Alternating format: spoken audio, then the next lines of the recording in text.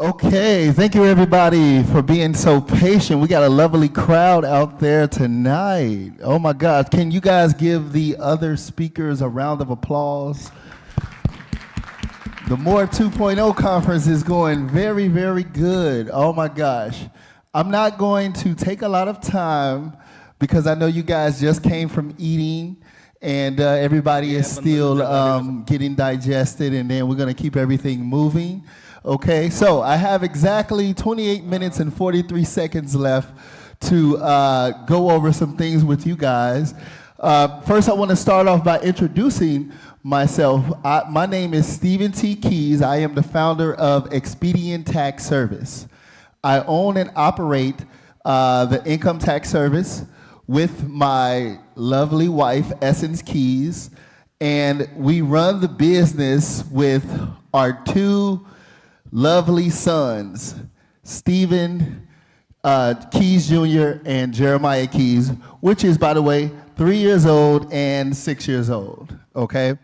My wife, so Expedient Tax Service was established in 2012, and one of the reasons why I decided to create Expedient Tax Service, it wasn't because of something that I've had a passion to do. It kind of just happened.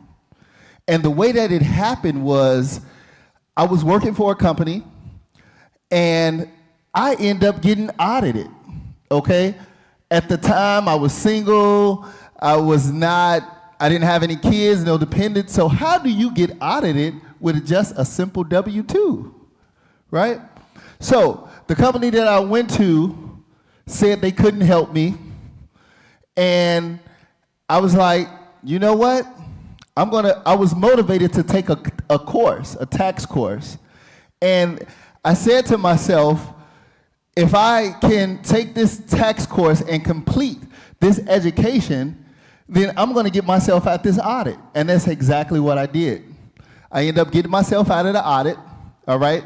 I was actually in the healthcare field. I was in the finance field of healthcare, and one of the doctors actually was like, Steve, you've taken one of these courses before, these tax class. I actually need help. Me and my wife need help with our taxes. So I helped the doctor with his taxes. He spreaded the word, and the word got around that I was able to help people fix their taxes. So what I decided to do was take it serious, and I knew what I wanted to do, so I just got certified in everything that it was with tax and finance, and I took it to the next level. So that was Expedient Tax Service was born. All right, so some fun facts about me. Let's see. I am a chess player. I love chess. I also love ping pong, okay, on my spare time. And my wife is also, she's the queen of karaoke, okay? So we just love to have fun on our downtime because, you know, in our business, it's something that we do that, you know, you have to have some type of outlet, and I believe that's, you know, one of our outlets, okay? Now, this is our two sons, Stephen and Jeremiah. The services that we offer at Expedient is tax preparation. We do corporate taxes, LLC, C Corps, everything. Business startup, of course, life insurance, credit repair. We have our audit protection. We also do IRS representation.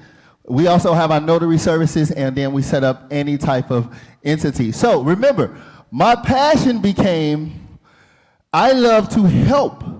So the way that I was to be able to help someone was I needed to solve a problem, okay? And that was one of the great things that made me who I am today, all right? Now, let's go ahead and get right into this. One of the things that the global importance of guaranteed mortgage and finances. Okay, so as an analysis may say, one of the great guys, David Meehan, was talking about in details there's several ways that the U.S. government guarantee on residential mortgages works and then compares those processes with the very different but equally important government role in guaranteeing home mortgages across Europe, right? Now check this out, guys.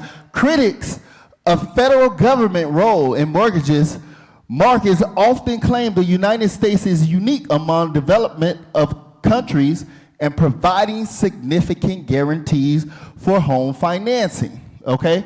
Now, those who believe the United States is unique in supporting its mortgage finance system focus on government backing of mortgage, okay? So, 90% since then of 2008, we all know what happened with the financial crisis when all of the banks had failed, okay? And everybody needed to be lended out. It was coming. It was a time where the market, it had to reset itself, okay? And we just knew something was gonna happen, but we just didn't know exactly what, all right? So, and this not only affected the United States, but it also affected us globally, all over.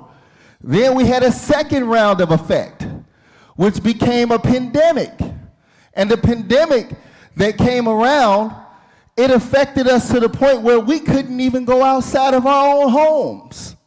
Okay, so it's like, how are we gonna pay our rent? How are our mortgages gonna get paid? So that was the second wave, and guess what came about? AI was born. Throughout something that happened to us, and we failed to learn from that mistake. All right? We're gonna go to the next one. I wanna go a little bit more into, we're going to talk about, so the role of guarantees in mortgage finance is highly important and can provide several benefits to both borrowers and lenders. As you guys may know, this is a new product that is out now. It has not been proven to be 100%. Now, anything that we do or any type of product that does come out for the first time is usually not 100%, okay? So, here's some key reasons why guarantees are significant. And this is something I believe they needed to come up with that can be a mediator between the buyer and the lender. So, what is it about the role of guarantees in mortgage? What is it about this?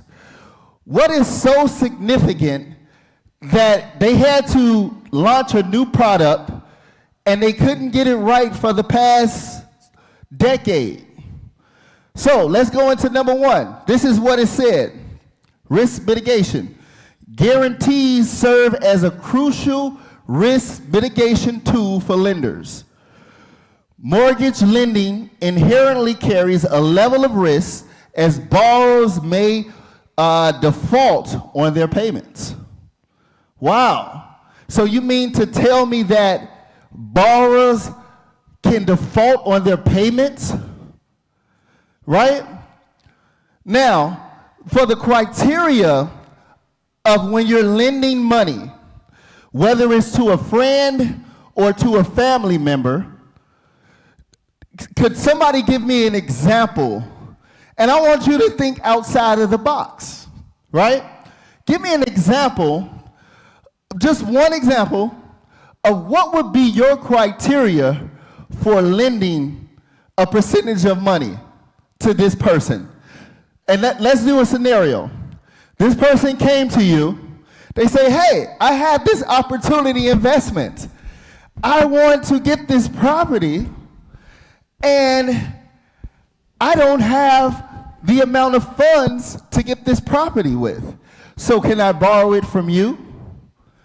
I want to get an example from someone that would tell me what would be one stipulation that you will put in your clause for this person to borrow money from you, for you to invest in them?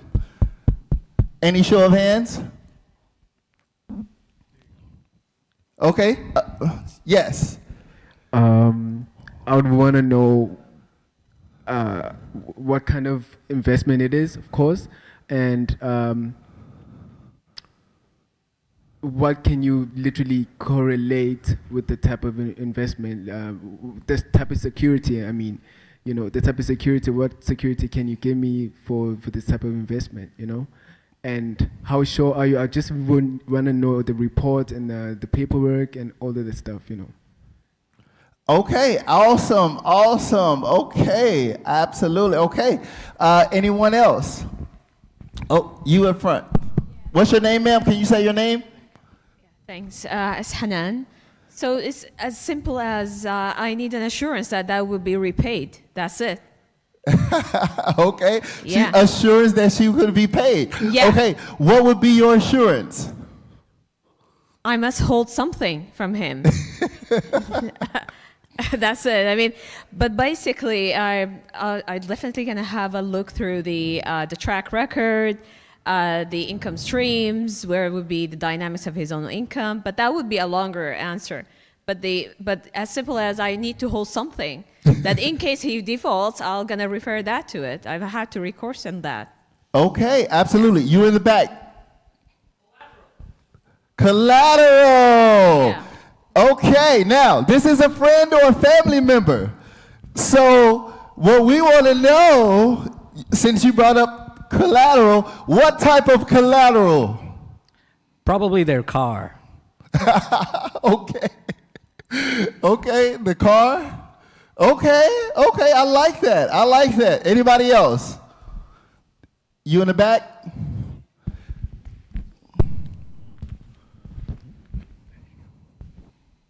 I will ask for the share in that investments. Oh, okay.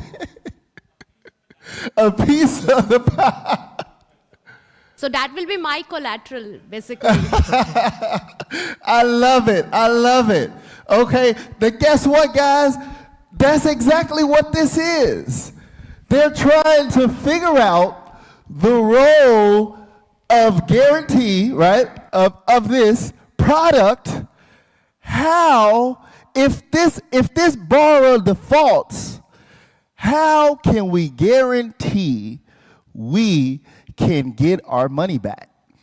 Okay? That's all. That's basically all it is. Let's go a little bit further. Okay? So, number 2, increase access to credit. So, guarantees help expand access to credit for expiring homeowners.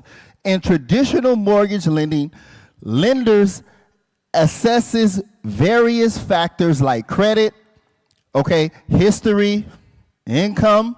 Everybody familiar with that, right? Down payment amount to determine the borrower's credit worthiness, okay? So we got to have some type of collateral, right? However, individuals with limited financial resources or lower credit scores may face difficulties in qualifying for a mortgage. So this is why they're trying to come up with this product.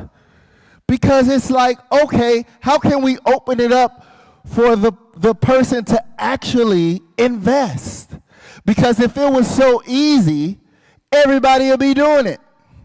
So evidently, it's something that everybody's not actually doing, okay? So now, guarantees mitigate some of these concerns by providing additional security for lenders. We just talked about that. Thus enabling them to offer loans to borrowers who might not meet the conventional criteria. Oh my gosh. Now, number 3, check this out. Lower interest rates and fees. The presence of a guarantee can lead to more favorable loan terms for borrowers, right? Lenders perceive guaranteed loans as less risky since they have an assurance of repayment from the guarantor.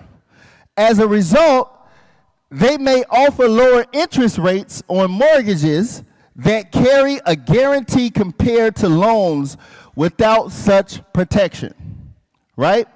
Additionally, lenders may also reduce certain fees or provide more flexible repayment options, making home ownership more affordable and manageable for the borrower. So, the question is, would this product actually work? Because, think about it, we got to think about it in two ways. When we have the criteria to give the borrower access to capital, and they fail to meet those requirements in that way, the question is, will they fail to meet those requirements another way? So if I was to give, just like he said, I would need some type of collateral, right? So this product is going to become, it's so experimental and it's so much left out on it that we don't know. And where is this going? But because the way that the market is, they had to come up with something to take a chance on somebody that they say is not worthy to give money to. Okay? Now, number 4, market stability. Guarantees also contribute to market stability in the mortgage industry. So during economic downturns or periods of financial instability, lenders may become more cautious in extending credit due to heightened risk, right? However, the ability for guarantees can help mitigate the risk aversion. So guarantees provide a safety net for lenders, assuring them of repayment even in challenging economic conditions. The stability encourages lenders to continue lending, supporting the housing market and preventing excessive fluctuations. Now, number 5, this is very interesting. So, investor confidence. So now investors say, okay, I can do this with confidence. But the problem with this is, who really wins? Is it the investor or is it the borrower? That's the question we have to ask ourselves. Now, guarantees have a significant impact on investor confidence. So particularly in the mortgage backing security, which is the MBS market, the MBSs are the investment products that bundle together. So it's multiple mortgages and are sold to investors. The presence of guarantees often provided by the government-sponsored enterprises or private mortgage insurances enhances investor confidence in these securities. So guarantees ensure that if the borrowers default on their mortgage payments, investors will still receive their expected return. And how that's going to happen, right? So that means somewhere in this contract, somewhere along the dotted lines before you signed, you should have read those terms. Now, this is a product that is experimental because they want to lend the money because they need to dish out these properties. But the point is, the problem is, we need to lend it to people who can't afford it. And, or not only can't afford it, maybe you can afford it, but according to them, you're not worthy. And the way that they look at you not being worthy, as he said in the back, no collateral. Credit is not up to par. When we go and get our credit run, it's a picture of how we are in life, how we are with our finances, how we are with if we pay anybody on time. You know, the great Robert Kiyosaki said, if you want to look at someone and you want to know how they really are, just take a projection, just take a look at their financial statement. It'll tell you everything you need to know. So these guys want to create a product that who actually really wins? Is it the borrower or is it the investor? Okay? So this confidence attracts capital, enhances liquidity in the mortgage market, and supports the overall functioning of the housing finance system. This product is the next future if it's properly used in the system. So, my advice to you, when investing in properties, and whenever something is new, someone would always profit more than the other person. So, I was taught, never lend out more, and you guys probably already know this, than you can afford to what?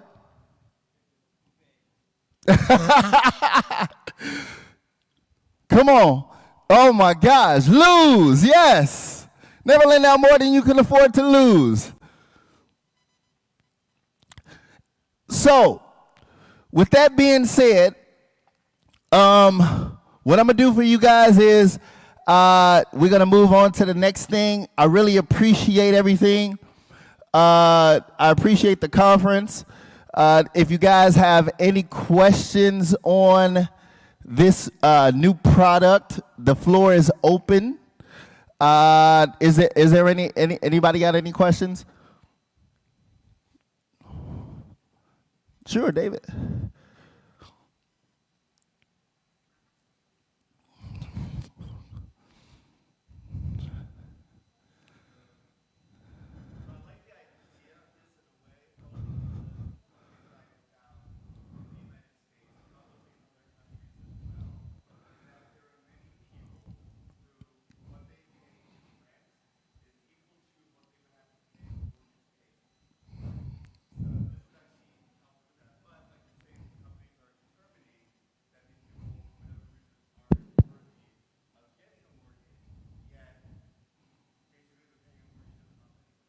Absolutely.